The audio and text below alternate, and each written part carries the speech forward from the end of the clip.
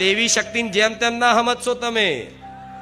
શું આમ મનમાં વિચાર આવ્યો નહીં અને સારી વસ્તુ હોય, તમારા હિતકારક હોય, ન્યાયયુક્ત હોય, મતલબ કોઈનું એમાં ખોટું ના થતું હોય, અને માં જાણતી હોય કે આને હાલવા જેવું છે અને આ વસ્તુ ખવડાવવા જેવી છે, બરોબર, તો તમે ખાલી વિચાર કરો ને વિચાર. તમે તો પૈસા ના હોય ને તો કોઈ નહીં, પણ કોકના માધ્યમ રાખીને ગમે તે રીતે તે હું માતા તમને એ વસ્તુ આપું ને તમને કે હારું હમણાં તો વિચાર્યું અને મારી હાજર થઈ ગયું. એવા ઘણા ભક્તોનો આવો ધીરે ધીરે અનુભવ થતો હશે કે મારી હમણાં તમે બોલ્યા હતા અને કામ થઈ ગયું, હમણાં જ હું બોલ્યો તો, હમણાં જ મેં યાદ કર્યું અને આવી ગયું. તાર સમજી લો ખુખાર મેલડીનો પ્રેમ છે. આ કોને અહેસાસ થશે કે જે બારેજા ધામ દર રવિવાર આવવાનો એક ઉત્સાહ રાખે છે. રવિવાર નહીં આવી શકતા હોય તો કઈ નહીં, પણ ઘેર બેઠા મન દિલથી મને મોને છે, એના 100% એવો અહેસાસ કરાવીશ કે વગર માગે વસ્તુ હાજર થાય. એનું નામ મારા જેવી માતા રામ. આજ મારા દીકરાને કશું માગવું પડે?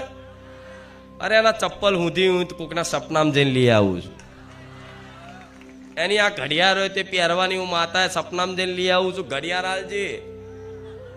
ઘડિયાળની વાત કપડા મોજા કશું જ નહીં, કોઈ વસ્તુ જ નહીં કે એને પોતાથી મતલબ લાવ્યો. બસ એને મને માતા સ્વીકાર લીધી ને તો બધું હાજર ના થાય.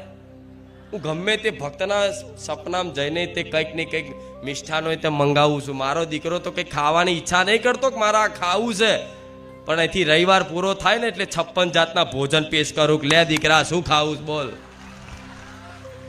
આ શું ખોટું? અહીં કઈ બી તમે લાવો, મીઠાઈ લાવો, આ તે. મારો દીકરો જો કે ખાવાનો કોઈ એવો ભૂખ્યો નહીં, જેમ કે ધરાઈ ગયો સૌ શું ખાય.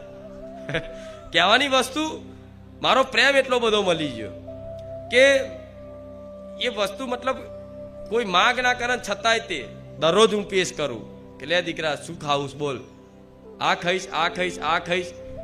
આ મારો પ્રેમ છે, કેમ કે હું મારા દીકરાને ચાહું છું. એવી રીતે જો તમે મને માતાને આવી રીતે સ્વીકાર લો ને તો આ પ્રેમ તમને અનુભૂતિ કરાવું કે માં ખરેખરમાં કોને કહેવાય ને ખુખાર મેલડી કોને કહેવાય, અનુભૂતિ 100% કરાવું. કરવી છે ને? આ બાજુ, પાછળ, પેલી બાજુ, આ બાજુ. બને રામ. તો